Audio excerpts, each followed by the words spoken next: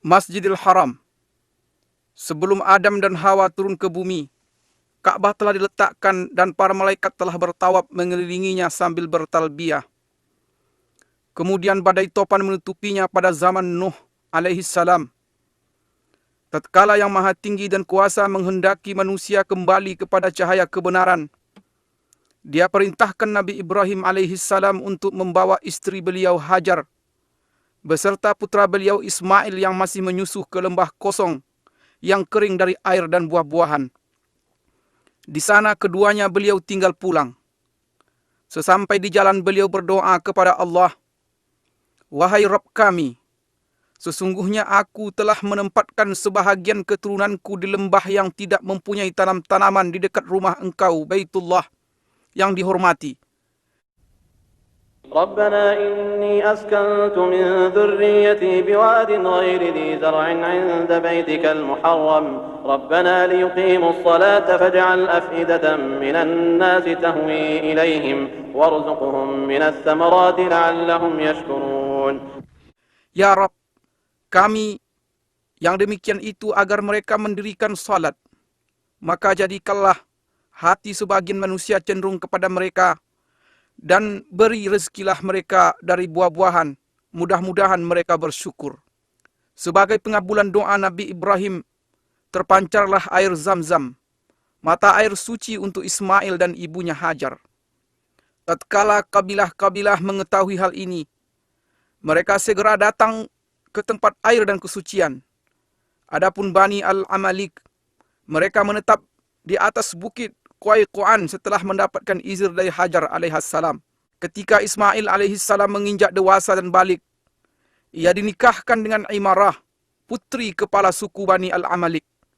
Di saat kabilah Jurhum datang, tinggallah mereka di celah Al-Wad. Setelah beberapa tahun, Allah mengizinkan nabinya Ibrahim alaihissalam untuk berkunjung ke lembah tersebut di atas. Di sana beliau menanyakan tentang keadaan Ka'bah dan istri beliau.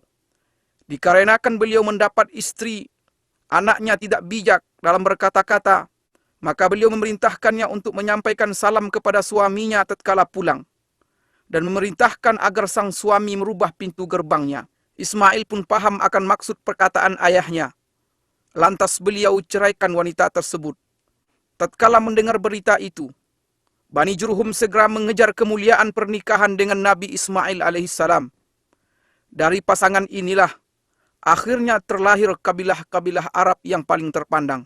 Allah menunjukkan kepada Nabi Ibrahim alaihissalam tempat didirikannya Ka'bah dan menentukan sudut-sudutnya. Allah Ta'ala berfirman yang artinya, وَإِذْ بَوَّأْنَا لِإِبْرَاهِيمَ مَكَانَ الْبَيْتِ أَلَّا تُشْرِكْ بِي شَيْئًا وَطَهِّرْ بَيْتِيَ لِلطَّائِفِينَ وَالْقَائِمِينَ وَالرُّكَّعِ السُّجُودِ. Dan ingatlah ketika kami memberikan tempat kepada Ibrahim di tempat Baitullah dengan mengatakan, janganlah kamu menyekutukan sesuatu pun dengan aku, dan sucikanlah rumahku ini bagi orang-orang yang tawaf, orang-orang yang beribadat, serta orang-orang yang ruku dan sujud.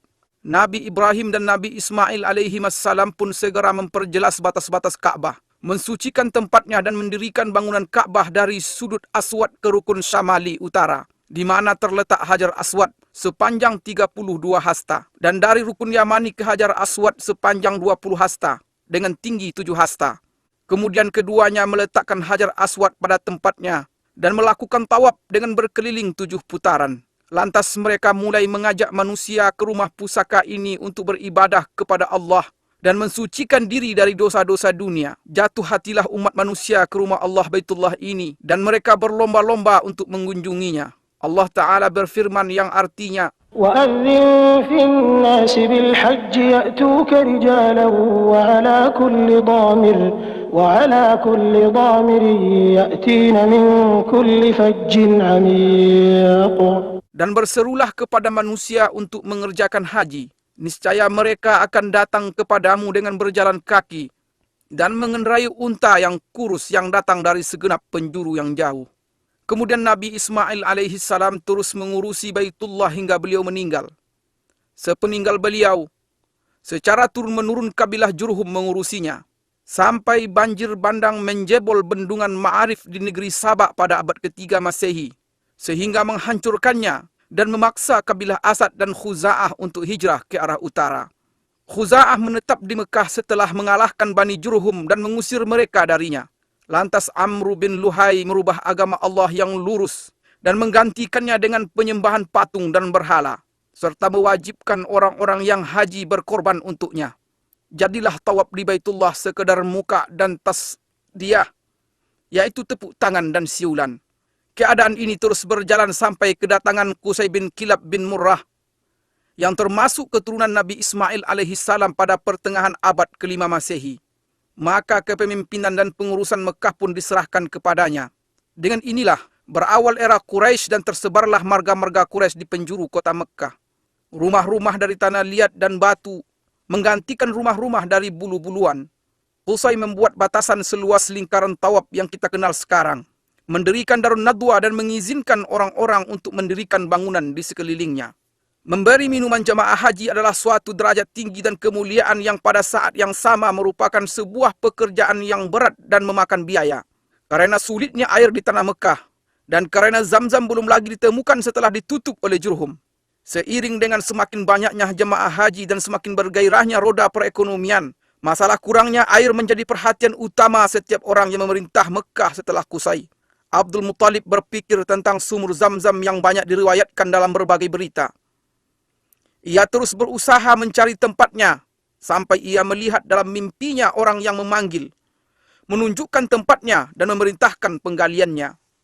Maka Allah tunjukkan posisi sumur.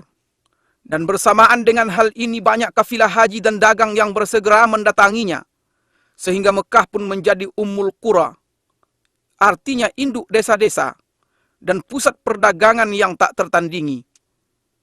Mekah menjadi titik temu jalur perdagangan antara Yaman dan Habsyah, Ethiopia dan sekitarnya di sebelah selatan, Persia dan Romawi di sebelah utara, India di sebelah timur, Mesir dan Afrika di sebelah barat. Mekah seolah-olah bersiap diri untuk menyambut Nabi yang paling mulia dan misi terakhir para Nabi. Rasul pilihan sallallahu alaihi wasallam lahir pada tahun Gajah 571 Masehi. Beliau tumbuh dan besar di tanah Mekah di sekitar Baitullah. Masyarakat mengenal beliau dan beliau mengenal mereka. Mereka menaruh kepercayaan terhadap beliau dan berlomba-lomba untuk merebut hati, persahabatan dan kedekatan dengan beliau. Kemudian beliau menikahi Ummul Mukminin Khadijah radhiyallahu anha. Selang beberapa tahun, mulailah perjalanan risalah dan tauhid di depan Gua Hira. Lahirlah umat Islam dan turunlah wahyu. Dengan nama Allah yang Maha Pengasih lagi Maha Penyayang. Allah Ta'ala berfirman yang artinya, اقرأ باسم ربك الذي خلق خلق الإنسان من علق اقرأ وربك الأكرم الذي علم بالقلم علم الإنسان ما لم يعلم. Bacalah dengan menyebut nama Rabbmu yang menciptakan. Dia telah menciptakan manusia dari segumpal darah. Bacalah, dan Rabbmu lah yang paling pemurah, yang mengajar manusia dengan perantaraan pena. Dia mengajarkan kepada manusia apa yang tidak diketahuinya. Mulailah cahaya dakwah di Mekah memenuhi relung hati bangsa Arab selama 13 tahun. Dan meluncurlah anak panah kedengkian pada Rasulullah SAW. Dakwah beliau dan para sahabat beliau, yang terkadang berwujud rayuan dan ada kalanya berbentuk ancaman, penyiksaan, embargo dan intimidasi. Allah pun mengizinkan Nabi SAW untuk berhijrah. Orang-orang musyrik bertekad untuk membunuh beliau. Mereka berkumpul di sekitar Baitullah pada malam hijrah. Mereka membuat tipu daya. Namun Allah juga membuat tipu daya, dan Allah adalah sebaik-baik yang bertipu daya. Allah Subhanahu wa Ta'ala berfirman yang artinya, وَجَعَلْنَا مِنْ بَيْنِ أَيْدِيهِمْ سَدًّا وَمِنْ خَلْفِهِمْ سَدًّا فَأَغْشَيْنَاهُمْ فَهُمْ لَا يُبْصِرُونَ. Dan kami adakan di hadapan mereka dinding, dan di belakang mereka dinding, dan kami tutup mata mereka sehingga mereka tidak dapat melihat. Keluarlah Rasulullah SAW dari Mekah dengan ditemani Abu Bakar As-Siddiq radhiyallahu anhu menuju Yasrib dengan selamat. Meskipun jalan ke Yasrib adalah arah utara, mereka mengambil jalan ke arah selatan Mekah. Di perjalanan, Rasulullah sallallahu alaihi wasallam menoleh ke negeri tempat beliau menghabiskan masa kecil dan awal dakwah beliau sebagai perpisahan dari seorang yang sangat mencintai Baitullah Al-Haram. Kemudian keduanya berjalan bersama sejauh 10 km hingga sampai di Gunung Sur. Lantas naik sampai di Gua Sur untuk istirahat dan bersembunyi. Abu Bakar radhiyallahu anhu sangat mengkhawatirkan nyawa Nabi Muhammad sallallahu alaihi wasallam. Di lain pihak beliau sallallahu alaihi wasallam tidak terbebani dengan hal ini. Beliau berkata, "Wahai Abu Bakar, apa pendapatmu tentang dua orang yang Allah menjadi yang ketiga bagi keduanya?" Allah Ta'ala berfirman yang artinya, إلا تنصروه فقد نصره الله إذ أخرجه الذين كفروا ثاني اثنين إذ هما في الغار إذ يقول لصاحبه لا تحزن إن الله معنا. Jikalau tidak menolongnya, maka sesungguhnya Allah telah menolongnya, yaitu ketika orang-orang kafir musyrikin Mekah mengeluarkannya dari Mekah. Sedang dia salah seorang dari dua orang ketika keduanya berada dalam gua. Di waktu dia berkata kepada temannya, "Janganlah berduka cita, sesungguhnya Allah bersama kita." Wajah Rasulullah sallallahu alaihi wasallam menghilang dari Mekah selama 6 tahun. Akan tetapi kerinduan beliau kepada Baitullah tidak pernah hilang dari hati beliau walaupun sehari pun. Pada suatu hari di tahun 6 Hijriah, beliau keluar bersama 6.500 sahabat dengan maksud umrah. Binatang kurban mereka ada di depan mereka dan mereka tidak membawa senjata selain pedang. Tatkala Quraisy mengetahui kedatangan Rasulullah dan para sahabat beliau, mereka menghalangi dengan 200 pasukan berkuda untuk melarang rombongan Nabi SAW melakukan umrah dan ibadah. Maka Nabi SAW memerintahkan rombongan umrah untuk berputar haluan menuju celah Al-Murad, pintu masuk ke dataran Hudaybiyah di sebelah barat Mekah. Dengan demikian Khalid bin Walid dan pasukan berkudanya tidak bisa melakukan apa yang mereka inginkan. Kemudian Nabi SAW mengirimkan utusan kepada Quraisy untuk meminta agar diizinkan umrah. Utusan ini kembali dengan terlambat dan diisukan bahwa mereka telah dibunuh agar tersebar desas-desus dan kekacauan. Maka di bawah pohon Ar-Ridwan di Hudaybiyah, penyeru kaum muslimin menyerukan kepada baiat Rasulullah SAW untuk memerangi Quraisy. Kala itu, gentarlah Quraisy dan mereka mengumumkan keinginan mereka untuk berdamai dengan kaum muslimin dengan syarat-syarat yang diterima oleh Rasulullah SAW. Akhirnya kaum muslimin pulang dengan perjanjian Hudaybiyah untuk melakukan umrah pada tahun yang akan datang. Pada tahun ke-8 Hijriah, Quraisy melanggar perjanjian. Maka Rasulullah SAW memerintahkan umat Islam untuk berangkat ke Mekah dalam 4 pasukan. 1 pasukan pembuka, 1 pasukan berputar dari arah bawah Mekah di sekitar Jabal Umar. Pasukan ketiga masuk dari arah barat melalui puncak Bukit Uaikan. Dan yang keempat berjalan sejajar dengan Jabal Hindi. Rasulullah SAW memerintahkan pemasangan bendera perang di perbatasan arah depan Masjidil Haram. Akan tetapi penaklukan Mekah berakhir tanpa perang dan Mekah pun kembali aman. Kembalilah para ahli ibadah melakukan rutinitasnya di Baitullah dan kembalilah generasi tauhid di Mekah. Patung dan berhala kesyirikan tumbang di segenap penjuru Mekah. Mulai saat itu Mekah masih terus merasakan nikmat bendera tauhid La ilaha illallah Muhammad Rasulullah. Kemudian dilakukan lagi pembatasan tanah haram Mekah sebagaimana telah dilakukan oleh Nabi Ibrahim alaihissalam atas petunjuk Jibril alaihissalam. Sampai saat ini batas-batas ini masih jelas ditandai dengan tanda yang tidak boleh dimasuki oleh selain Muslim. Batas-batas ini adalah 1 Tan'im yang terletak 6 km dari utara Mekah. Kedua Wadi Nakhlah yang terletak di sebelah timur laut Mekah sejauh 14 km. Ketiga Adha letaknya 12 km dari arah selatan Mekah. Keempat Sumaisi yang merupakan batas tanah haram di sebelah barat dan terpisah dari Mekah sejauh 15 km. Di dalam Al-Quranul Karim, Mekah Al-Mukarramah disebut di beberapa ayat dengan nama yang berbeda-beda. Di antara nama-nama ini adalah 1. Al-Baladul Haram, artinya tanah haram. Allah Subhanahu wa Ta'ala berfirman yang artinya, "Aku hanya diperintahkan untuk menyembah Rabb negeri ini, yang telah menjadikannya haram dan kepunyaannya lah segala sesuatu." Kedua, Ummul Qura, artinya induk desa-desa. Allah Subhanahu wa taala berfirman yang artinya, dan ini Al-Qur'an adalah kitab yang telah kami turunkan yang diberkahi, membenarkan kitab-kitab yang diturunkan sebelumnya, dan agar kamu memberi peringatan kepada penduduk Ummul Qura. Yang ketiga, Al-Baladul Amin, artinya kota yang aman. Allah Subhanahu wa taala berfirman yang artinya, demi buah tin dan buah zaitun, dan demi bukit Sinai, dan demi bukit Sinai, dan demi kota Mekah ini yang aman. Yang keempat, Ma'ad, artinya tempat kembali. Allah Subhanahu wa taala berfirman yang artinya, sesungguhnya yang mewajibkan atasmu melaksanakan hukum-hukum Al-Qur'an benar-benar akan mengembalikan kamu ke tempat kembali. Yang kelima, Mekah.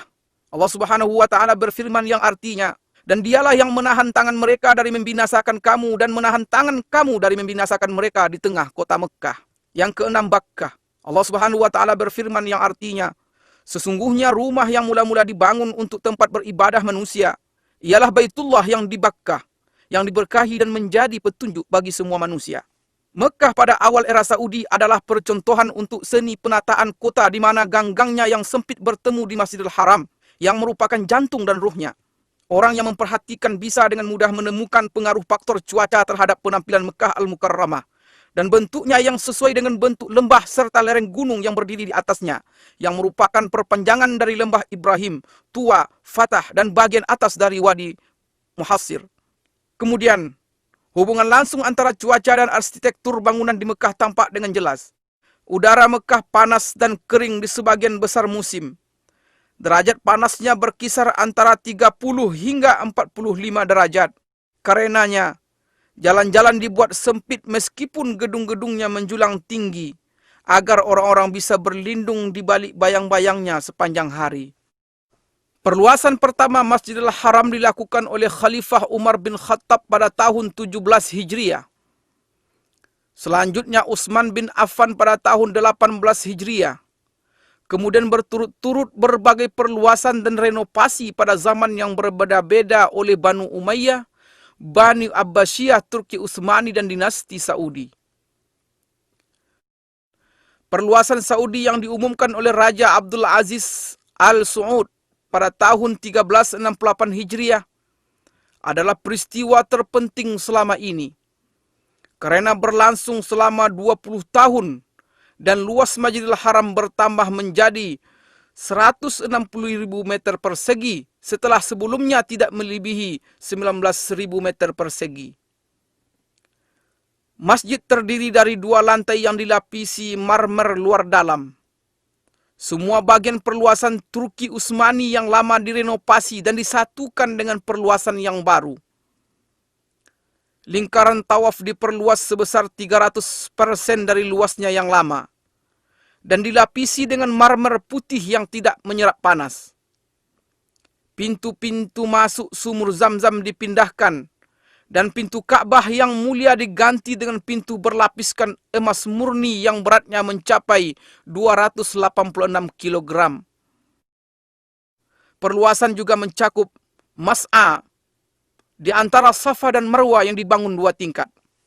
Pelayan 2 tanah haram Raja Fahad bin Abdul Aziz menambahkan beberapa tambahan penting dalam perluasan ini, yang mencakup pembangunan 6 jembatan di Mas'a dan sejumlah tangga listrik bergerak yang digunakan untuk naik ke tingkat atas.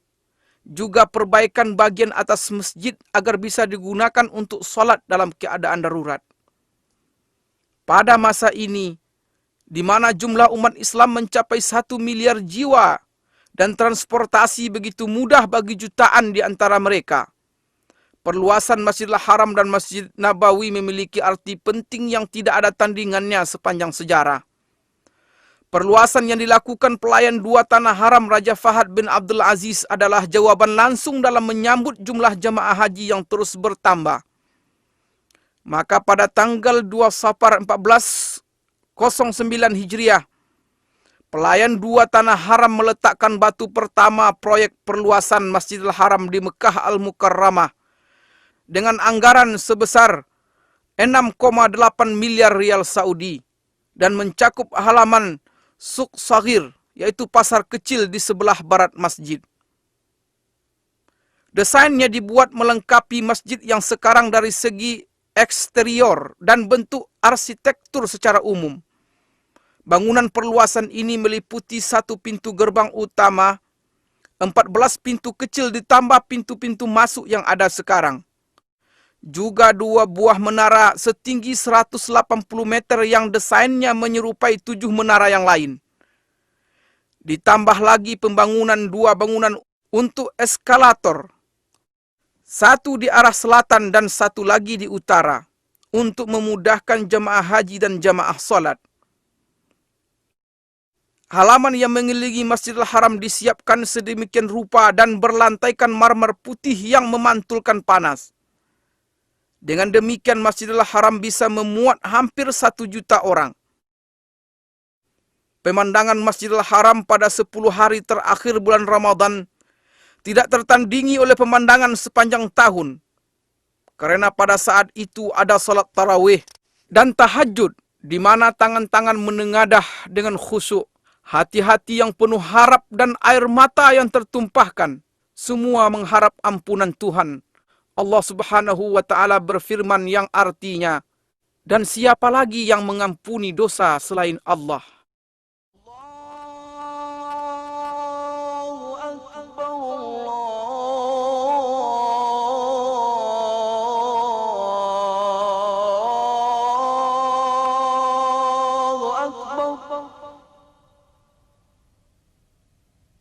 أشهد أن لا إله إلا الله.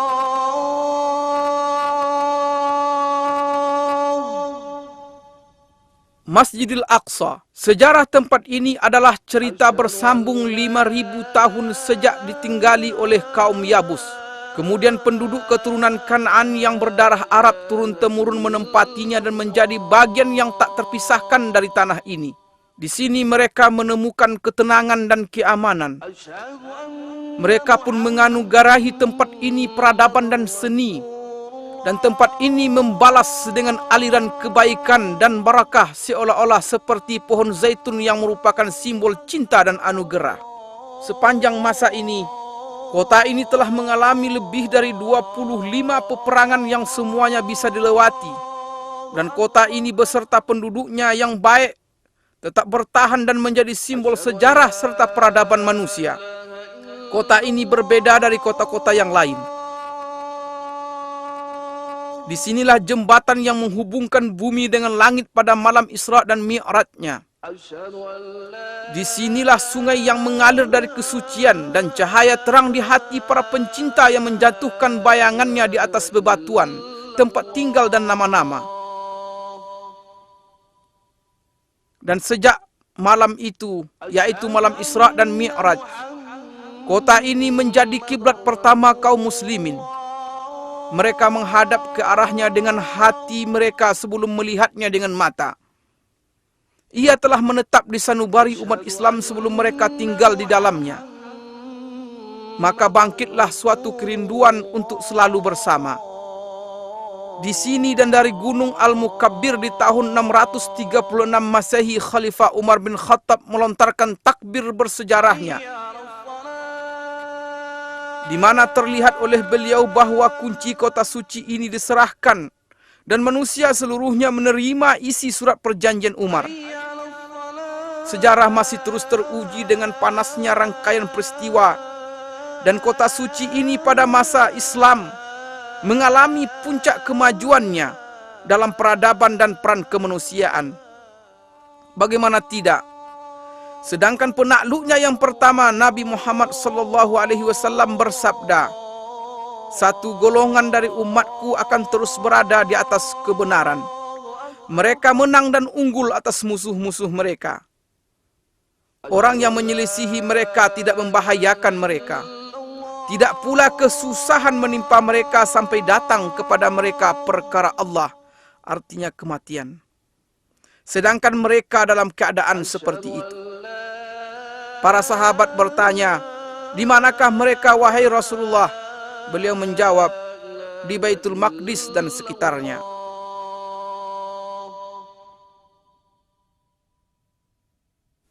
Al-Aqsa atau Tanah Kudus yang mulia, luasnya mencapai 146, dan ini mencakup semua bagian yang terletak di dalam pagar Masjidil Aqsa yang diberkahi. Di dalamnya terdapat banyak jalanan dan tenda-tenda yang didirikan oleh para raja dan gubernur, serta banyak jalan air, dan yang paling terkenal jalan air Qaitbay, serta lebih dari 25 sumur air tawar.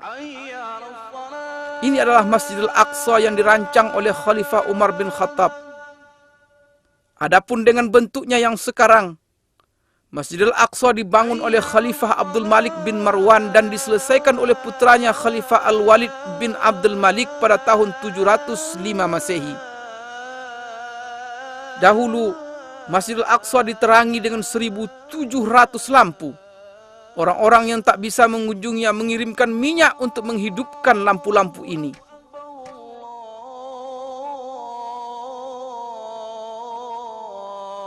Di tempat ini terdapat kubah-kubah indah yang mendunia, yaitu Masjid Qubbatus Sakhra yang disepakati oleh semua ahli sejarah sebagai bangunan paling indah di atas muka bumi. Pembangunannya diawasi oleh dua insinyur Palestina, Raja bin Haya dari Baisan dan Yazid bin Salam dari Al-Qudus, Yerusalem pada tahun 691 Masehi di masa pemerintahan Khalifah Abdul Malik bin Marwan. Dan tangan-tangan terampil telah mengukir surat Yasin yang merupakan jantung Al-Quran di jantung Palestina yang terus berdetak dengan tauhid sepanjang zaman.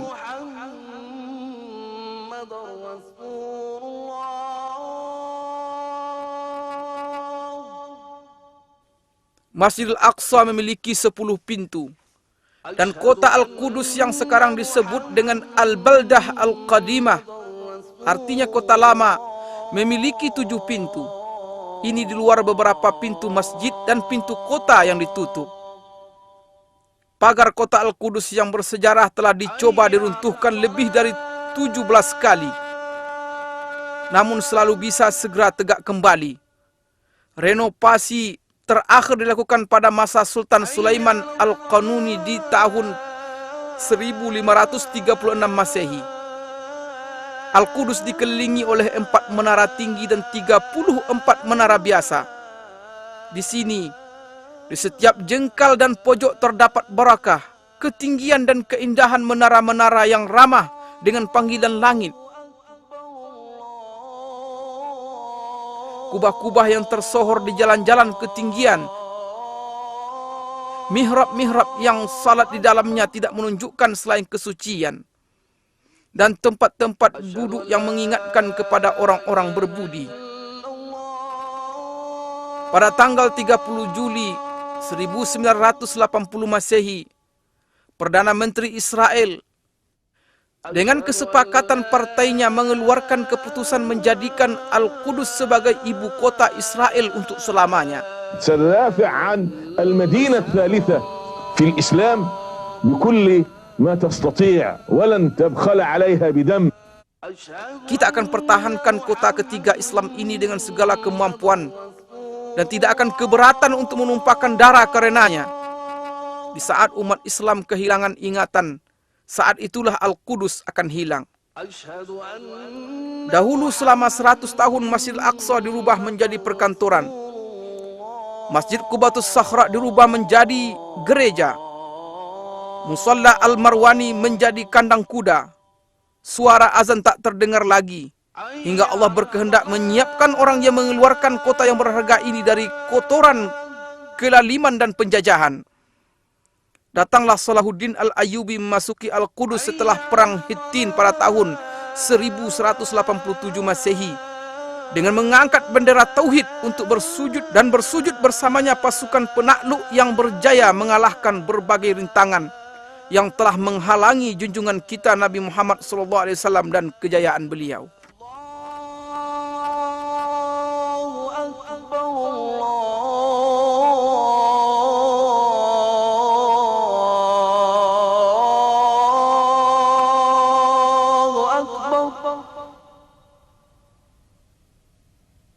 Asyhadu an la ilaha illallah.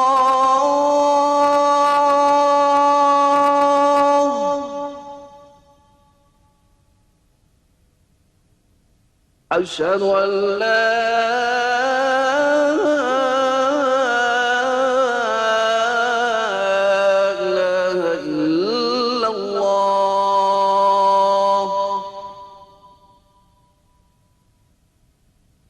أشهد أن محمد رسول الله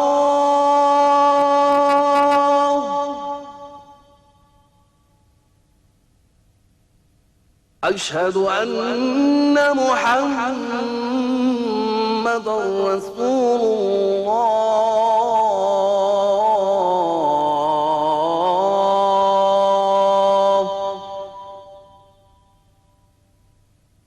حي على الصلاة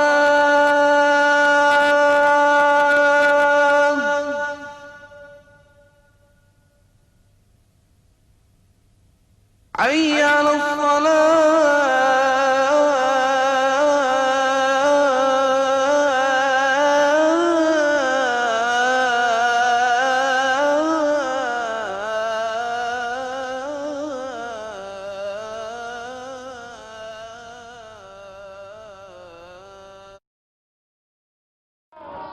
Kota Madinah di antara sejarah dan kemajuan. Selamat datang di kota Madinah Munawwarah, tempat kembalinya keimanan dan tempat tinggal Rasulullah sallallahu alaihi wasallam. Selamat datang di kota Madinah bersama kilauan perkembangan dan kemajuan yang ada di dalamnya. Kita akan membaca perjalanan sejarah kota Madinah dimulai dari zaman dahulu kala sampai zaman yang terang yang menyinari dunia. Nun jauh di sana, di masa generasi keempat dari keturunan Rasulullah Nuh alaihi salam, sebuah gerombolan dari negeri Babil keluar untuk mencari tempat pemukiman baru, yang pada akhirnya mereka mendapatkan sebuah lahan subur yang terlindung oleh gunung-gunung dan bebatuan gunung berapi yang ada di sekitarnya. Kemudian mereka menetap di tempat itu. Kemudian mereka membangun sebuah perkampungan kecil yang dinamakan dengan nama pemimpin mereka, Yathrib. Maka berkembanglah Yathrib. Beberapa riwayat menyebutkan bahwa penduduk kaum Amalik, keturunan dari Nabi Nuh alaihissalam, telah bertempat tinggal di sana pada abad ke-23 sebelum hijrah, serta menyebutkan bahwa Madinah terikat hubungan dengan kerajaan Ma'iniyah pada abad ke-12 sebelum hijrah. Beberapa relief yang berhasil ditemukan menunjukkan bahwa pada abad ke-11 sebelum hijrah, Yathrib selama 10 tahun berada di bawah kekuasaan Raja Babylon Nabonid yang bertempat tinggal di Taima. Dan pada abad ke-5 sebelum hijrah, kaum Yahudi yang telah diporak-porandakan oleh Romawi berdatangan ke sana. Dan pada abad ke-3 sebelum hijrah, suku Aus dan Khazraj pada berdatangan dari Yaman dan juga ikut menetap di Yathrib. Dan sepanjang abad yang lalu, berdatangan pula beberapa suku yang berdekatan, baik dengan berombongan ataupun secara perorangan. Maka terbentuklah sebuah masyarakat yang beraneka ragam, sebuah masyarakat petani yang ulet. Perkebunan kurma, ladang sayuran, dan buah-buahan mulai tersebar di seluruh penjuru Yathrib.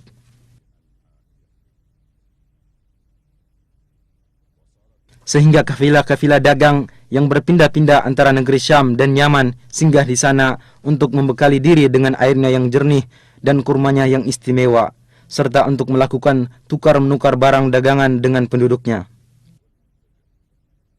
Dan pada tahun 120 sebelum hijrah terjadi sebuah peperangan antara suku Aus dan Khazraj yang semua itu tidak lepas dari muslihat dan tipu daya kaum Yahudi.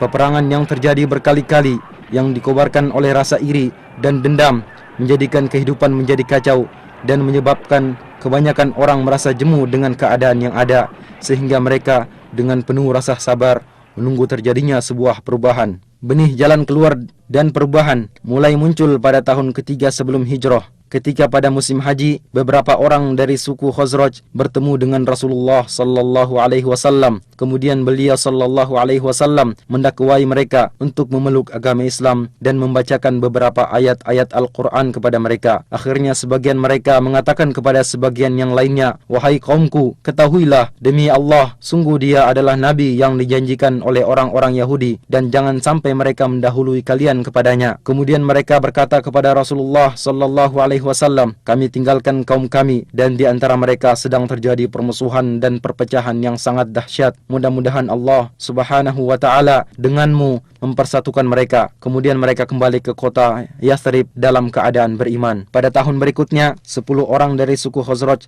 dan 2 orang dari suku Aus berjumpa dengan Rasulullah sallallahu alaihi wasallam. Kemudian mereka menyatakan keislaman dan membaiat Rasulullah baiat Aqabah pertama. Rasulullah sallallahu alaihi wasallam mengutus Mus'ab ibnu Umair bersama mereka untuk mendakwai penduduk Yathrib, baik di rumah-rumah mereka atau di perkebunan untuk memeluk agama Islam. Dan akhirnya berkat usahanya sebagian mereka mendapatkan hidayah, di antaranya sebagian pemimpin suku Aus dan Khazraj. Pada musim haji berikutnya 70 orang berangkat menemui Rasulullah sallallahu alaihi wasallam untuk membaiat beliau pada baiat Aqabah kedua. Mereka mengajak Rasulullah sallallahu alaihi wasallam dan para sahabatnya untuk berhijrah dari Mekkah ke Madinah untuk bersama-sama membangun masyarakat Islam pertama. Kemudian kaum muslimin mulai berhijrah menuju kota Madinah. Berikutnya Rasulullah sallallahu alaihi wasallam dan sahabatnya Abu Bakar As-Siddiq berangkat berhijrah, yang mana beliau bagaikan bulan purnama yang datang menerangi kota Madinah.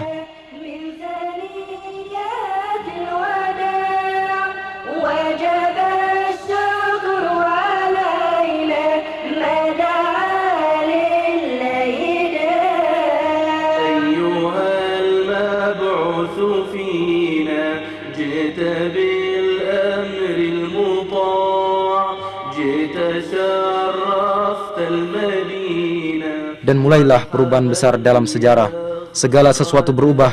Namanya berubah dari Yathrib menjadi Madinah. Di samping itu, dia juga masih memiliki nama-nama lain yang menunjukkan akan kedudukannya yang agung, seperti Thayyibah, Thabah, dan Ad-Dar. Keyakinan manusia berubah dari pengagungan terhadap berhala menjadi Islam. Masjid Nabawi menjadi pusat bimbingan dan pemerintahan.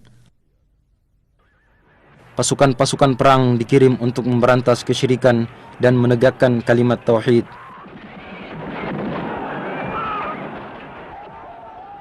Pada tahun kedua Hijriah, di tempat sejauh 160 km dari kota Madinah, terjadi perang Badar. Kaum musyrikin berhasil dikalahkan, bahkan pembesar dan pemimpin mereka terbunuh, sehingga menimbulkan niat dari mereka untuk membalas dendam. Dan pada bulan Syawal tahun ketiga Hijriah, mereka menuju ke kota Madinah. Kedua belah pihak bertempur di bawah gunung Uhud. Kaum muslimin berperang dengan gagah berani.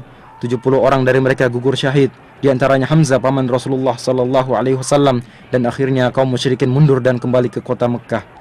Dan pengiriman pasukan dan peperangan yang terus-menerus menyebabkan kaum musyrikin tersakiti, sehingga suku Quraisy bersekutu dengan suku musyrikin lainnya, dan pada tahun kelima Hijriah mereka kembali berangkat menuju ke kota Madinah dengan harapan mampu menghancurkan masyarakat Islam.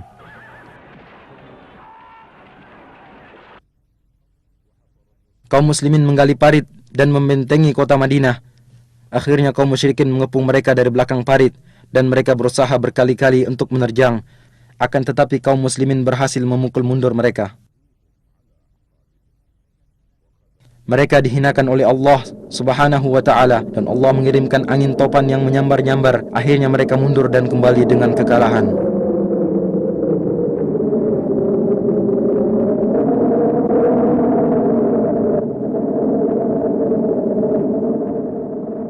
Sepanjang masa Nabi sallallahu alaihi wasallam, kemudian zaman Khulafaur Rasyidin, Madinah merupakan ibu kota negara Islam yang luas. Kaum muslimin datang berduyun-duyun ke kota Madinah untuk bertemu dengan Rasulullah sallallahu alaihi wasallam dan para Khulafaur Rasyidin setelah beliau, serta menunaikan solat di Masjid Nabawi.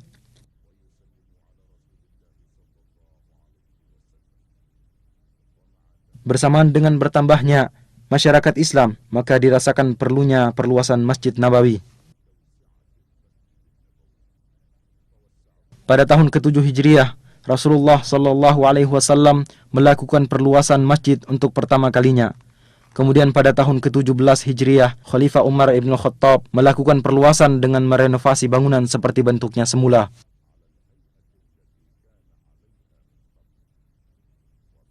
Pada tahun 30 Hijriah, Khalifah Uthman ibn Affan merenovasi bangunan dengan menggunakan batu berukir dan memperluas areal masjid. Dan di Masjid Nabawi diatur pasukan-pasukan untuk berdakwah dan membuka wilayah. Maka agama Allah menyebar di segenap penjuru Jazirah Arab dan di Syam, Irak, Mesir, serta bagian utara benua Afrika.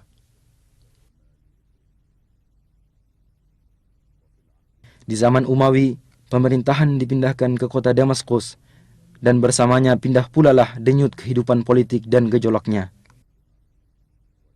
Madinah telah menjadi sebuah wilayah pemerintahan yang tenang. Ladang dan perkebunan semakin banyak, sampai-sampai terlihat di sekitar Wadi Aqiq tiada lagi tempat untuk bangunan. Keadaan terus berjalan seperti ini sampai pertengahan dinasti Abbasiyah, di mana pada permulaannya muncul Imam Malik ibnu Anas rahimahullah. Kemudian banyak orang dari berbagai penjuru datang untuk belajar di majelisnya, di antaranya Imam Asy-Syafi'i rahimahullahu ta'ala.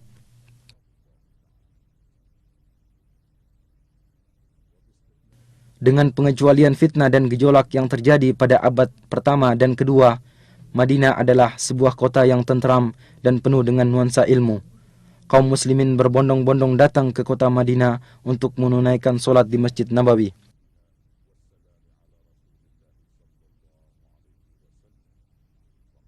Khalifah Al-Mahdi memerintahkan agar diadakan perluasan Masjid Nabawi dan mempertahankan bangunan lama.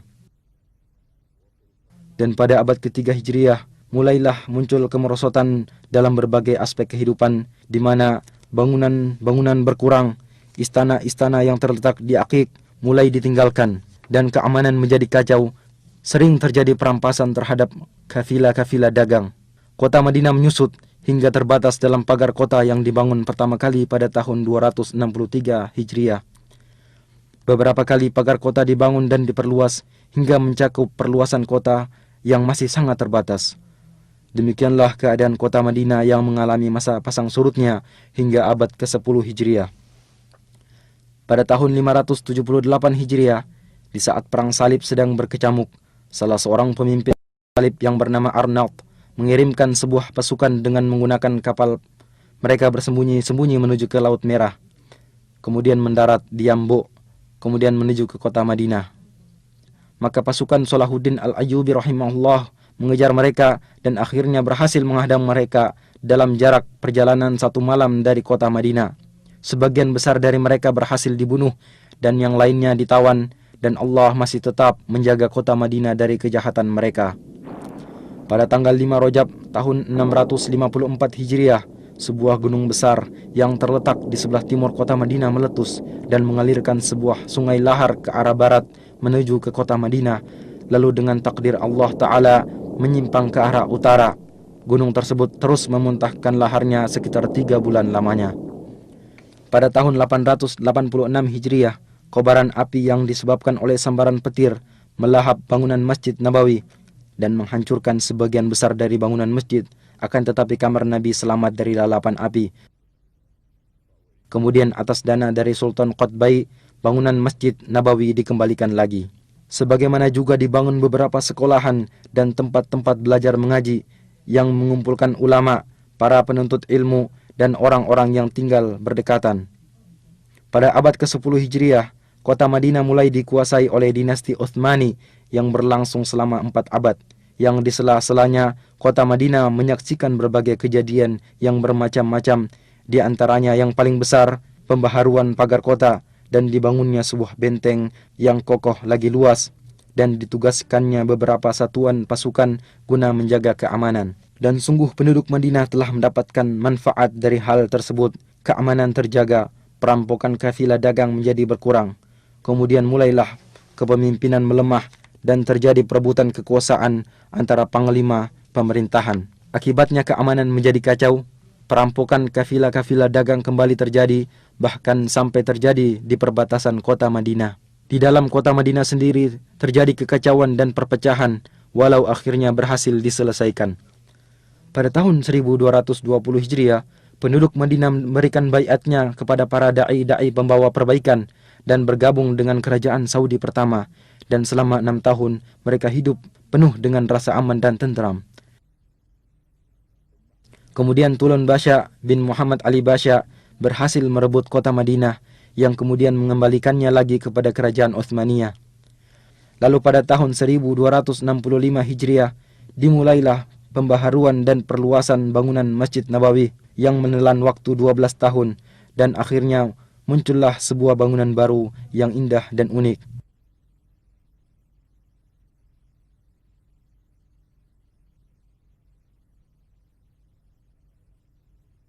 Pada tahun 1318 Hijriah, kota Madinah dihubungkan dengan kota Istanbul melalui sebuah stasiun radio yang besar dan kuat, serta mampu berhubungan dengan stasiun-stasiun radio lainnya. Dan pada tahun 1326 Hijriah, selesai dibangun jalur rel kereta api yang membentang dari kota Damaskus sampai ke kota Madinah, sehingga mengakibatkan terjadinya perubahan besar dalam kehidupan ekonomi, sosial, dan pembangunan. Jumlah penduduk meningkat dari 10.000 menjadi 80.000, kegiatan dagang berkembang pesat, dan kekayaan melimpah.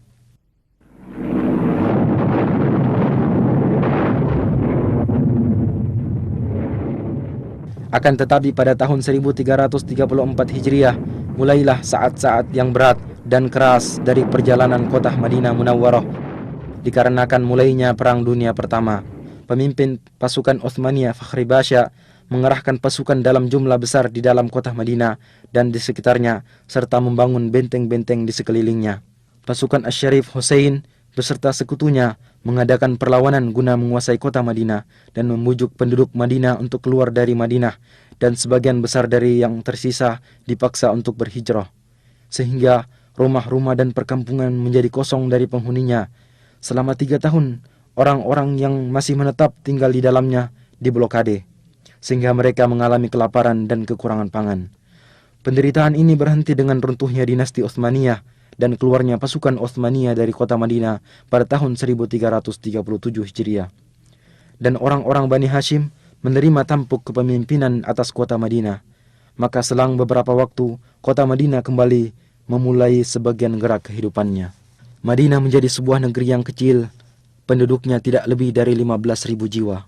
Kemudian muncul kembali kekacauan dan perpecahan, serta kepemimpinan mulai melemah, terutama setelah terjadi bentrokan antara orang-orang Bani Hashim dengan pasukan kerajaan Saudi di tempat yang jaraknya tidak seberapa jauh dari kota Madinah. Jalan satu-satunya untuk keluar dari penderitaan adalah jalan At-Tauhid, jalan yang dipimpin oleh Raja Abdul Aziz ibnu Abdurrahman Ali Saud, serta menyatukan kekuatan negeri yang terpisah-pisah di bawah sebuah kerajaan yang besar dan kuat. Dan pada tanggal 19 bulan Jumadil Ula tahun 1344 Hijriah, utusan dari kota Madinah mengumandangkan baiat kepada Raja Abdul Aziz. Maka ini adalah titik awal dari perjalanan baru dan kejayaan dari sejarah kota Al-Madinah Al-Munawwarah zaman sekarang, masa-masa tentram, kemajuan serta keberhasilan. Pada tanggal 23 bulan Rabiul Awal tahun 1345 Hijriah, Raja Abdul Aziz berkunjung ke Madinah dan bertatap muka dengan penduduk dan utusan-utusan dari kabilah-kabilah yang berdekatan. Dan pada tahun 1370 Hijriah, Raja Abdul Aziz memerintahkan untuk diadakan perluasan Saudi pertama. Maka dibelilah tanah-tanah di sekitar masjid dan serambi bagian utara dihancurkan. Kemudian dibangun kembali dan masjid diperluas lebih dari 6.000 meter persegi.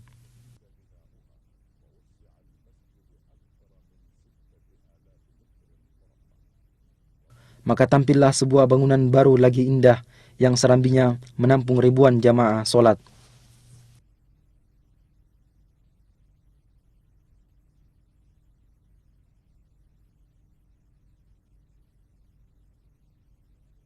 Pembangunan mencakup areal yang luas, sehingga luas kota Madinah menjadi berlipat ganda. Tempat-tempat pendidikan pada berbagai jenjang bertambah jumlahnya. Dan pada tahun 1381 Hijriah, dibukalah Universitas Islam Madinah dan mulai menerima anak-anak berbagai negeri Islam dalam jumlah yang cukup banyak guna belajar ilmu-ilmu Islam dan bahasa Arab di sana. Sebagaimana dibukanya cabang-cabang dan fakultas-fakultas di bawah Universitas Raja Abdul Aziz dan Universitas Islam Raja Muhammad ibnu Saud. Dan di Madinah diterbitkan sebuah majalah untuk pengetahuan umum yang bernama Al-Manhal. Kemudian diikuti oleh harian Al-Madinah Al-Munawwarah dan gerakan menuju pengetahuan umum berkembang pesat. Pada 10 tahun pertama dari abad ke-15 Hijriah, Madinah mengalami perubahan kemajuan yang sangat besar pada segala aspek. Khadimul Haramain Asy-Syarifain Raja Fahd memerintahkan untuk dibentuk sebuah tim khusus yang terdiri dari beberapa menteri guna pembangunan dan pengembangan kota Madinah. Maka pada saat-saat itulah pembangunan mengalami loncatan pesat dan dimulailah proyek-proyek besar, dan di antara yang paling penting, proyek perluasan Masjid Nabawi dan proyek pengembangan pusat perkotaan.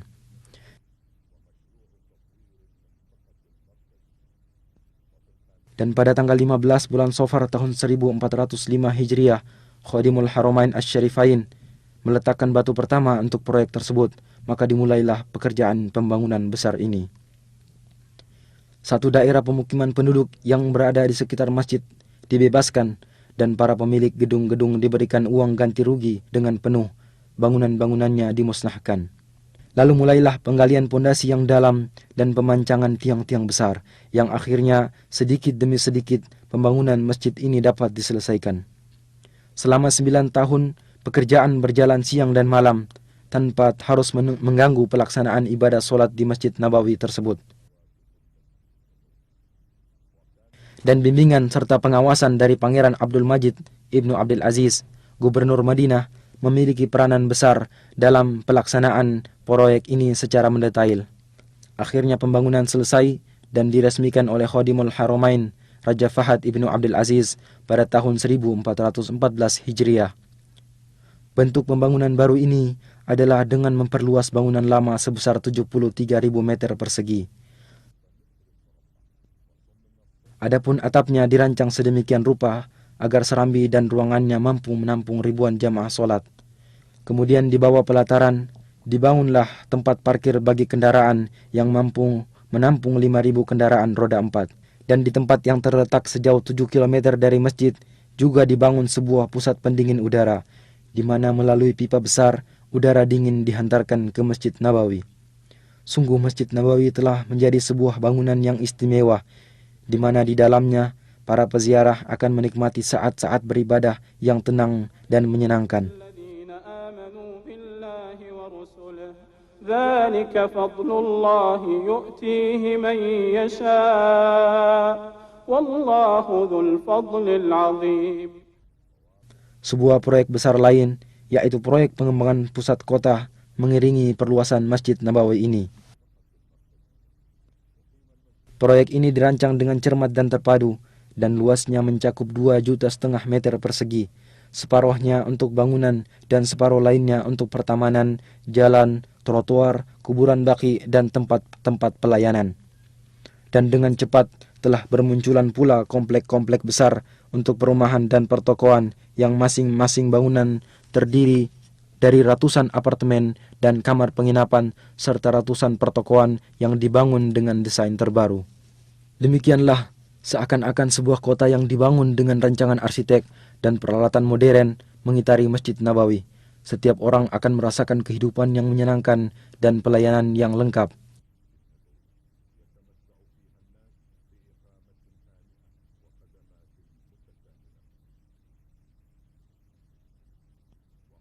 Di samping itu, masih ada proyek lain, yaitu proyek pembangunan dan perluasan masjid-masjid bersejarah, dan yang paling pertama adalah masjid pertama kali dibangun dalam sejarah Islam, yaitu Masjid Quba. Maka Masjid Quba dihancurkan, kemudian dibangun bangunan Masjid Quba yang baru dengan tetap mempertahankan arsitekturnya yang asli. Luasnya ditambah dengan luas halaman luar mencapai 13.500 meter persegi. Daerah sekitarnya diatur sedemikian rupa sehingga dalam bentuknya yang baru, Masjid Quba menampakkan ciri khasnya tersendiri.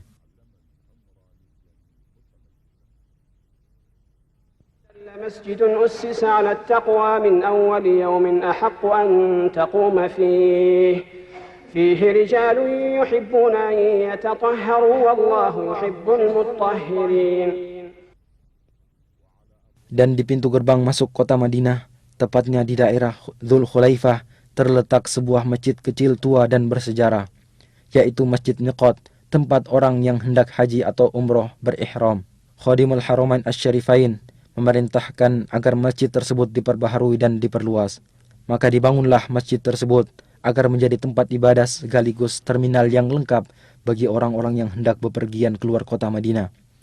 Luasnya mencapai 90.000 meter persegi, mencakup sebuah masjid yang mampu menampung 5.000 jamaah solat, serta tempat-tempat pelayanan ihram.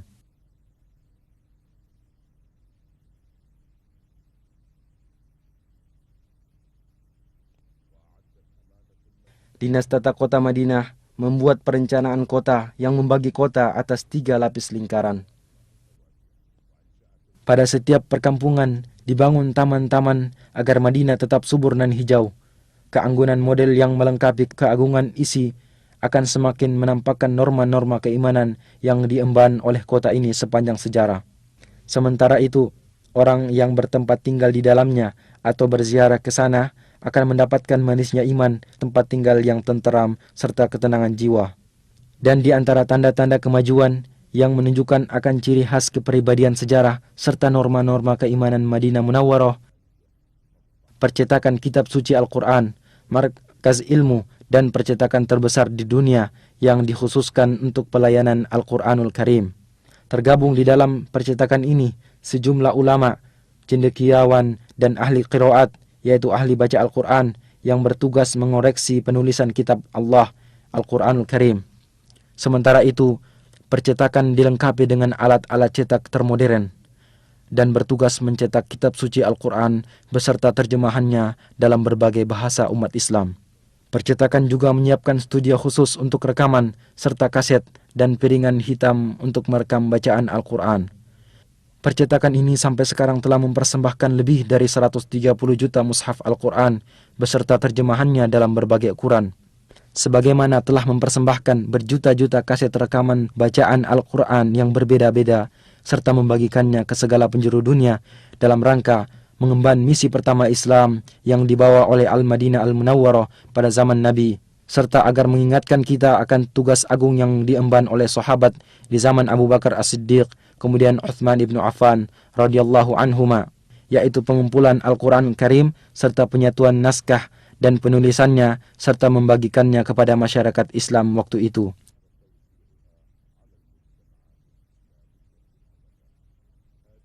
Ini semua adalah tanda-tanda dari kepribadian Al-Madinah Al-Munawwarah agar selalu mengemban kehormatan ini, kehormatan melayani kitab Allah Ta'ala, agar kecintaan terhadap kota Madinah selalu berada dalam sanubari setiap muslim sebagai realisasi atas doa Rasulullah sallallahu alaihi wasallam, "Ya Allah, jadikanlah kami cinta terhadap Madinah sebagaimana cinta kami terhadap Makkah atau lebih. Ya Allah, berikanlah keberkahan pada kota Madinah kami, dan semoga Allah selalu melimpahkan salawat dan salamnya atas Nabi Muhammad, keluarga, dan sahabat-sahabatnya."